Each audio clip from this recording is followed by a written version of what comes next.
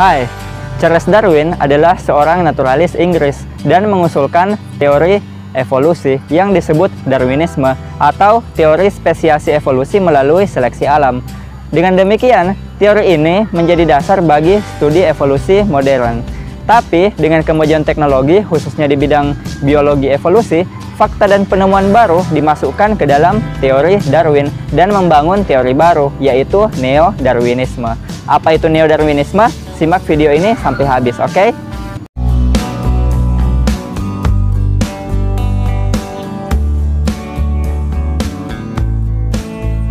Darwinisme adalah teori yang ditemukan oleh Charles Darwin mengenai evolusi suatu spesies melalui seleksi alam. Teori ini menyatakan bahwa semua spesies organisme melalui proses seleksi alam, dan seleksi alam akan memilih variasi genetik yang lebih menguntungkan pada organisme dan kemudian diwariskan kepada generasi selanjutnya. Dan teori Darwin mencakup 3 prinsip, yaitu yang pertama variasi, yang kedua adalah keturunan, dan yang ketiga adalah perjuangan untuk bertahan hidup atau biasa disebut survival of the fittest. Terus, apa itu Neo-Darwinisme? Neo-Darwinisme adalah versi modern dari hasil modifikasi dari Darwinisme atau teori evolusi Darwin. Neo-Darwinisme memasukkan fakta-fakta baru dalam penemuan biologi modern.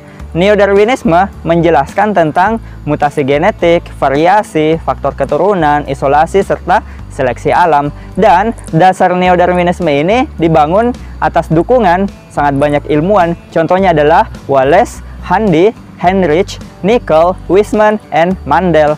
Selain itu, Neo-Darwinisme ini juga biasa disebut dengan teori sintetik modern tentang evolusi. Darwinisme maupun Neo-Darwinisme, keduanya ini berbicara atau membahas tentang evolusi suatu spesies. Keduanya memperhitungkan tentang seleksi alam sebagai faktor, dan keduanya juga mencakup penemuan Charles Darwin. Teori Darwinisme disempurnakan di periode Neo-Darwinisme.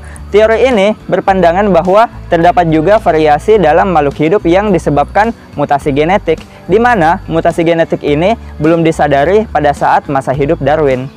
Pada makhluk hidup yang berkembang biak, rekombinasi gen lah yang menyebabkan variasi terhadap makhluk hidup tersebut, dan dapat dijelaskan dengan hukum pewarisan Mandel 1 dan hukum pewarisan Mandel 2. Johann Gregor Mandel adalah seorang ilmuwan yang mempelopori penelitian dalam bidang genetika, dan sekitar tahun 1930-an, teori pewarisan genetik Mandel ini dipersatukan dengan teori Darwin. Dan inti dari hukum pewarisan Mandel adalah terdapat faktor penentu sifat-sifat organisme yang diwariskan dari satu organisme dari satu generasi ke generasi selanjutnya.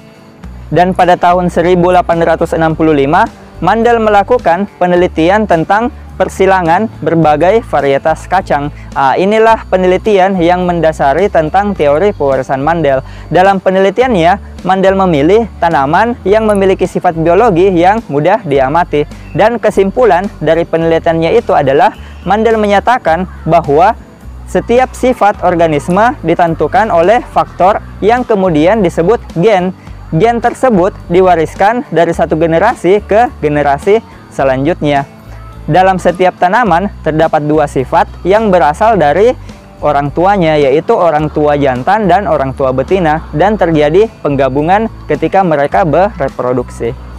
Jadi kesimpulannya, mutasi genetik memiliki peranan yang sangat banyak dalam teori evolusi. Dalam buku An Introduction to Biology yang ditulis oleh Dr. Simpson, dia mengatakan bahwa mutasi genetik adalah hal yang luar biasa yang terdapat dalam evolusi.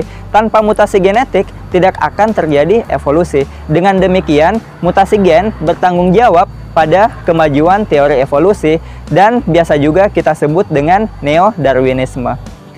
Itulah tadi penjelasan tentang apa itu teori Neo-Darwinisme. Dan cukup sekian dulu apa yang bisa saya sampaikan.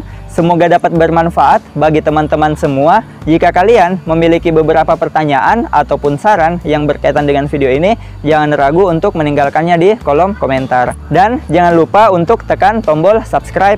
dan nyalakan loncengnya agar kalian dapat mengupdate informasi-informasi lain yang lebih seru dan bermanfaat. Dan ingat teman-teman, tetaplah belajar karena sains itu indah, sains itu menyenangkan, dan sains itu mudah dipahami. See you again next time. Bye-bye.